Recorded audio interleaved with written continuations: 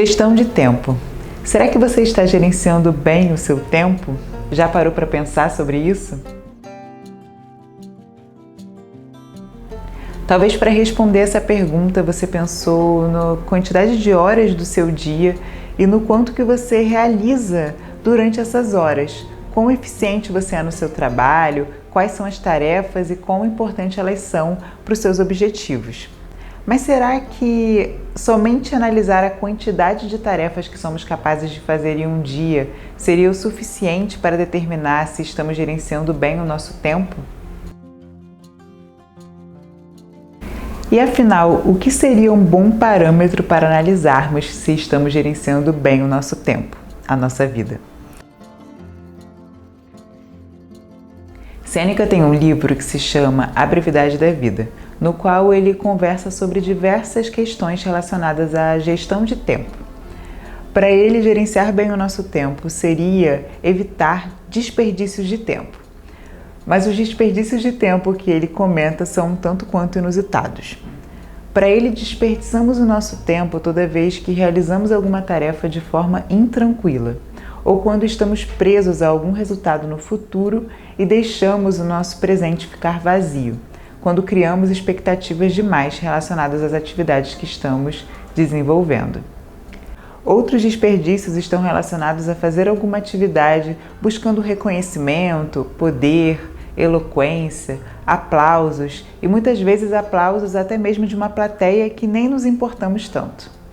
Repare que em nenhum momento ele classifica uma atividade em si como desperdício, mas o desperdício estaria mais na forma como realizamos aquela atividade. Então, para saber se estamos usando bem o nosso tempo, a gente teria que analisar a forma e o sentido com o qual realizamos as atividades e as tarefas do nosso dia a dia. Vamos ver um exemplo bem prático no qual a mesma atividade poderia ser classificada como um desperdício de tempo ou como um ganho de vida. Imagine que você decidiu buscar uma alimentação mais saudável e por isso você decidiu fazer todas as preparações da sua semana em um momento do seu final de semana. A princípio parece um objetivo bastante nobre e a atividade também parece bastante valorosa, porque afinal buscar a saúde física, a saúde do nosso corpo é bem interessante, é bem valoroso. Mas no primeiro caso você foi às compras, imprimiu o seu cardápio, colocou ali todos os alimentos na sua frente, mas na hora de entrar na cozinha você deixou que pensamentos super caóticos invadissem a sua cabeça. Então, enquanto você cozinhava, você pensava que, na verdade, deveria estar em outro lugar e que deveria ter algo mais importante que você deveria fazer naquele momento. Você começou a cozinhar e a pensar que, na verdade, deveria estar brincando com seus filhos, deveria estar mais tempo com seu marido ou dando mais atenção para sua família, ou que deveria, na verdade, estar passeando ou na praia. Daí você começou a cozinhar e a pensar o quanto que você era ruim naquilo e o quanto que você gostaria que aquele tempo passasse bem depressa e que tudo ficasse pronto bem rapidinho. Ainda que no final você tenha conseguido preparar todas as suas marmitas, as suas refeições em um tempo bastante justo, repare que você perdeu vida durante esse processo. No nosso segundo exemplo, você vai realizar exatamente a mesma atividade. Você vai preparar as suas refeições da semana em algum momento do fim de semana. Mas na hora de cozinhar, você entra na sua cozinha como se aquilo fosse um local sagrado, um templo sagrado, no qual você vai desenvolver e doar o melhor de si durante aquele momento. Então você começa a cozinhar com profundo interesse em todos os alimentos, buscando um sentido de aperfeiçoamento, de melhorar as suas técnicas culinárias, de entender cada vez mais aqueles processos. Você respeita o ponto que você está na caminhada e tenta melhorar um pouquinho mais à medida que faz. Você nota que, ainda que você não esteja em algum lugar aberto, você também está em contato com a natureza, porque está cozinhando os alimentos que vieram dela. E ainda aproveita esse momento que está cozinhando para ser grato pelos alimentos que vão te nutrir durante a semana. Você aproveita para sentir os cheiros, os aromas, para perceber as cores. Você se sente feliz e grato por estar vivenciando aquele momento. No final, além de ter as suas refeições prontas para a semana, você também ganhou vida durante esse processo. repara que a forma como realizamos as atividades fazem total diferença na nossa vida. E para mim, isso também faz parte da busca por uma vida saudável. De nada adianta a gente aprender um conceito, ouvir um conceito e não colocar aquilo na prática, certo? Mas eu também entendo que colocar esses conceitos sutis na prática pode parecer bastante desafiador.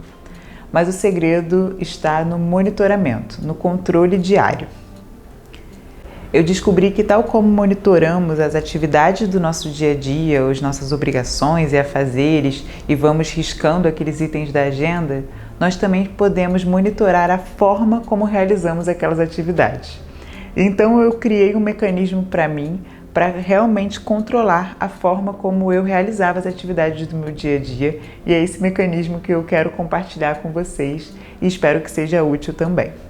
Toda semana eu escolho uma virtude que eu sinto que eu preciso trabalhar mais em mim, a virtude que está mais assim deficitária. E as virtudes são inúmeras: amor, generosidade, presença, compaixão, espírito de aperfeiçoamento. Não importa muito bem a que a gente escolha, sempre é uma boa escolha. Em seguida, no momento em que eu vou fazer a minha agenda diária, a minha agenda real, eu escrevo aquela virtude em um post-it e colo no início das minhas atividades, lá no topo da lista. E isso faz com que eu me lembre de estar trabalhando aquela virtude ao longo do meu dia. E no fim do dia, quando eu vou dar aquele ok, aquele check na atividade que eu realizei, eu também escrevo do lado a forma como eu realizei aquela atividade. Então, se por exemplo eu me propus a gravar um vídeo de receita naquele dia e eu escolhi que a minha virtude seria a alegria, no fim do dia eu vou ver se eu realmente fiz aquele vídeo com total espírito de alegria, de generosidade, de presença. Eu vou lembrar a forma como eu estava quando eu realizei aquela gravação, aquela receita. E isso fez com que eu conseguisse ter mais consciência dos sentimentos que eu colocava durante os meus afazeres.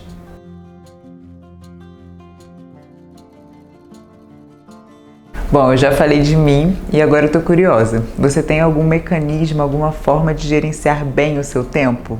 Gerenciar bem a sua vida? Deixa aqui nos comentários e contribua para deixar esse vídeo mais rico, com outras experiências também. Se vocês gostaram dessas ideias e elas tiverem sido úteis para você, não deixa de curtir esse vídeo e também de se inscrever no canal. Por aqui eu compartilho receitas e insights para uma vida mais saudável e leve. E hoje eu fico por aqui. Vejo vocês no próximo. Tchau!